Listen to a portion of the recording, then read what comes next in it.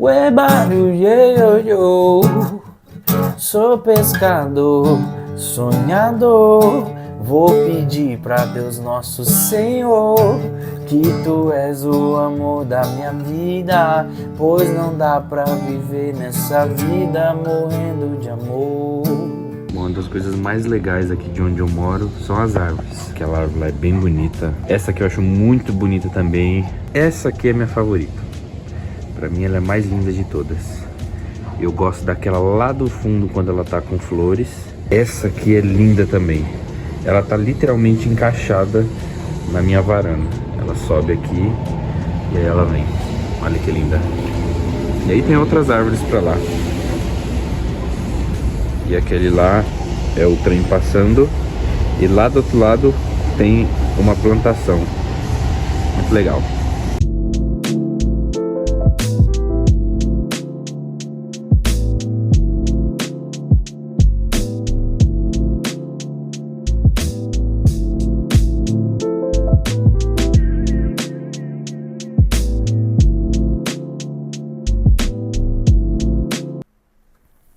Ou, você mesmo aí, tio, você não tá vindo aqui ver os vídeos do canal? Se inscreveu por quê? Então se inscreve aí.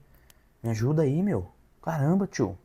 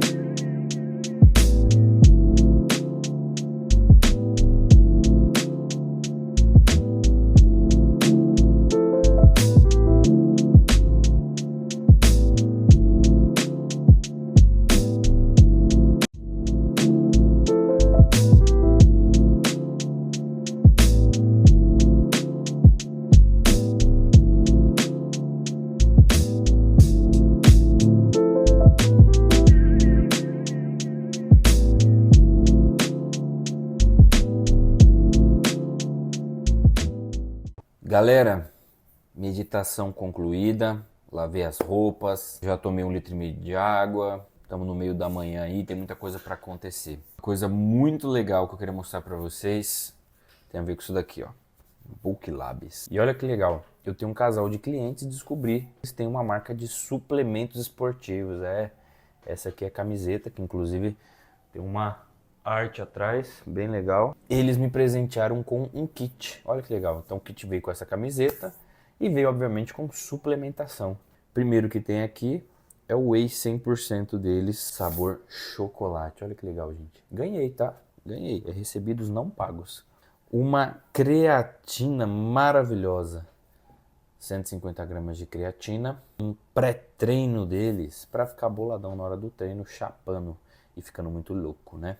Parece uma coisinha meio besta, mas para mim é uma grande realização, porque eu sou uma pessoa que, como vocês sabem, já me exponho na internet, falo minhas opiniões e, enfim, coloco a cara a tapa. Muita gente me critica por isso, muita gente acha que é uma coisa desnecessária, mas às vezes eu colho os frutos disso. Eu queria compartilhar uma coisa com vocês, tá? Para quem não conhece, esse é meu livro favorito, chamado Cristianismo Puro e Simples, do C.S. Lewis, um livro dos anos 50, que na verdade é uma coletânea de 3 livros que ele escreveu na época da Segunda Guerra Mundial e um pouco após a Segunda Guerra Mundial.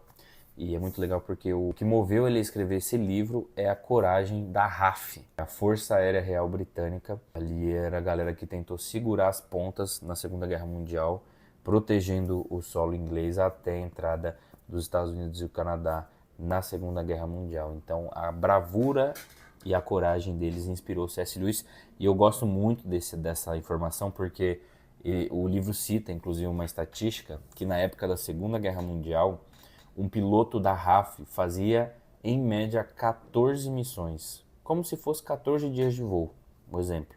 E depois ele era dado como desaparecido ou encontrado morto, para vocês terem ideia da violência da Segunda Guerra. E aí você imagina você deixar sua família de lado, você deixar o seu futuro, porque a maioria deles eram jovens, né? Deixar um futuro promissor, os seus sonhos, a oportunidade de fazer uma família, entre outras coisas mais de lado, para você defender o seu país, sabendo que provavelmente 14 dias depois que você entrasse no avião você estaria morto. Por que eu queria falar desse livro hoje? Esse livro, ele é meu favorito porque o C.S. Lewis ele consegue destrinchar de uma maneira muito simples e até mesmo lógica a realidade do Evangelho, né? Ele vai apresentar o cristianismo muito fundamentado no fato de que Jesus Cristo nunca deu opção de ser uma boa pessoa. Tem muita gente que fala isso, né? Que Jesus é um cara muito legal. Não, eu acho que Jesus é um cara bacana e tal. E na verdade ele nunca deu essa opção. Ou ele é o filho de Deus ou ele é um completamente louco. Porque ele sempre disse ao que ele veio fazer. Ele sempre deixou muito clara a missão dele. E as coisas que ele falava era mesmo se apresentando como filho de Deus. Inclusive ele foi acusado pelos fariseus de se intitular, né, o filho de Deus, o próprio Deus. Enfim, e aí o C.S. Lewis vai falar sobre isso, né, sobre a divindade de Cristo, vai dar algumas outras coisas práticas sobre a nossa vida e tem aqui uma analogia que para mim é a mais importante de todas que eu queria trazer para você. Te convido a nesse momento fazer uma imagem na sua cabeça, tá? Faz um exercício lógico na sua cabeça. Imagina como seria a vista da casa dos seus sonhos. Imagina você na rua e você está olhando para frente da casa. Como que essa casa seria?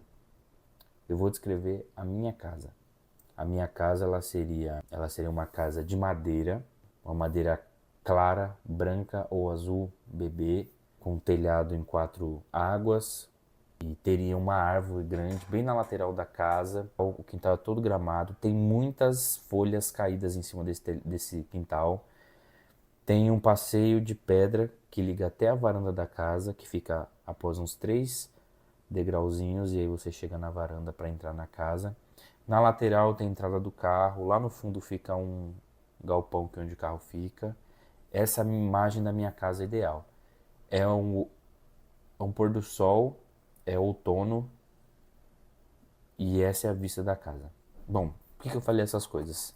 Porque o C.S. Lewis, ele vai falar num determinado momento aqui do livro, e para mim a lição mais importante desse livro, sobre a diferença e como se complementam amor e paixão.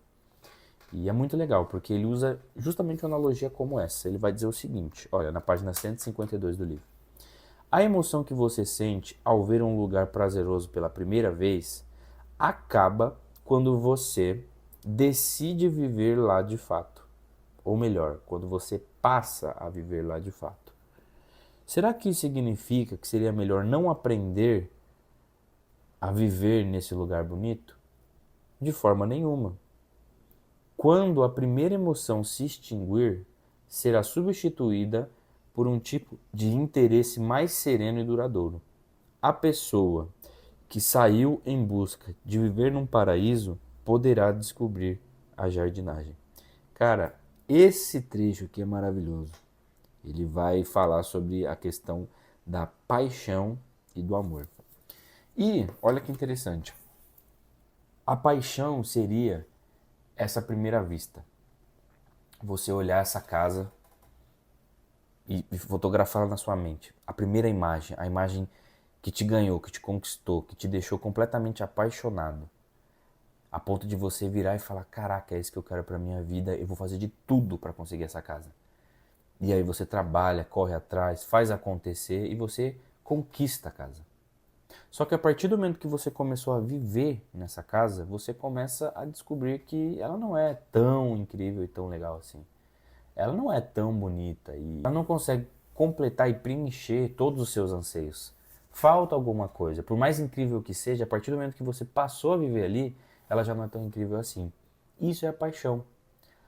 Tem um livro do Gary Chapman chamado As 5 Linguagens do Amor que vai falar um pouco sobre isso. É cientificamente provado que uma paixão dura até 2 anos. A gente fala 1 ano e 8 meses. E ela pode ir e voltar no decorrer dos anos. Mas o máximo que uma paixão pode perdurar é 2 anos. É um sentimento que vai passar. Mas é um sentimento maravilhoso. Porque é o que te faz encantar. Porque é o que te faz gerar conexão, dar um primeiro passo, deixar os seus medos de lado, as suas dúvidas de lado e se lançar. A paixão é essencial. Só que a questão é, a partir do momento que você começa a desfrutar daquele lugar, desfrutar daquela relação, desfrutar daquele trabalho, daquele carro, daquela casa, vai deixar de ser tão incrível quanto foi no primeiro momento em que você viu aquele lugar, no primeiro momento em que você se apaixonou à primeira vista. Olha que interessante isso. E aí o C.S. Lewis vai falar que vale muito a pena viver a paixão. Só que quando você embarca numa paixão, você precisa estar pronto para o fim dela. E é interessante porque conforme o tempo vai passando, a fase da conquista vai passando, e aí às vezes as pessoas, né, querem ficar se prendendo à primeira imagem, se prendendo a olhar a casa de fora e falar, nossa, é a casa mais bonita que eu já vi. Quando na verdade, para que o amor surja, a paixão precisa de certo modo morrer, para que você, decidindo permanecer naquele lugar, descubra coisas novas. Então olha que legal, o C.S. Lewis vai falar que a pessoa que saiu em busca de encontrar a casa dos sonhos e de morar num paraíso, acabou descobrindo depois a jardinagem. Isso é muito interessante, porque é isso, é você estar ali no lugar que você olhou e falou, cara, isso é incrível. Quando você começou a viver, você falou, tá, legal, não é tão incrível assim.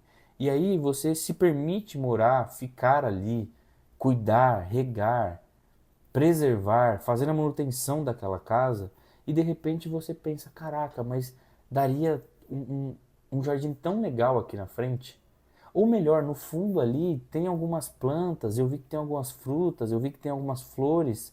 Cara, será que eu não podia fazer um jardim aqui?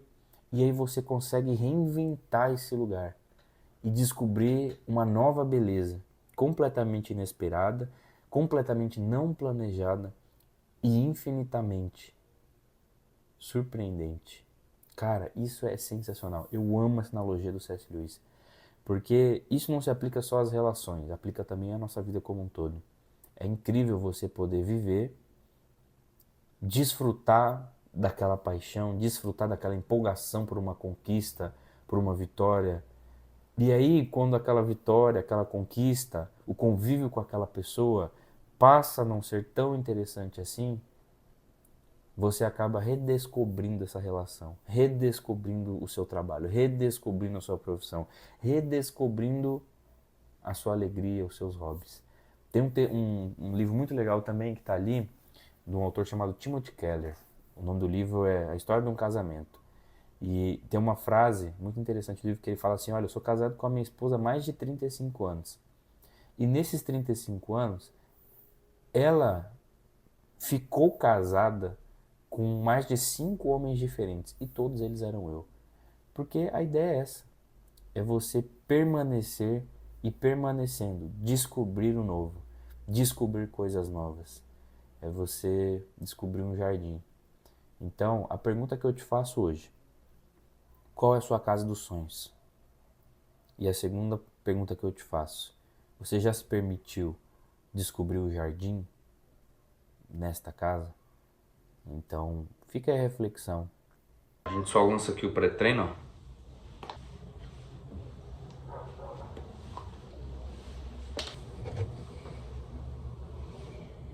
E não um ano inteiro. Desejo que você tenha quem amar. Ainda existe amor pra recomeçar. E aí, ó.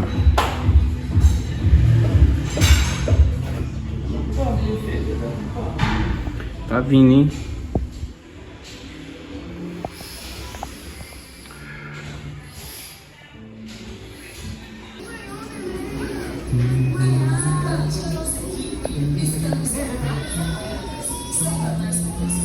Tô com preguiça de jantar, só que eu trouxe esse lanche do rolê dos meus amigos. Olha aí, ó. Tá mais ou menos no esquema aqui. que eu vou fazer? Eu vou fazer o seguinte, eu vou lançar uma mussarela, tá ligado? E vou fritar um ovo, vai ficar nave.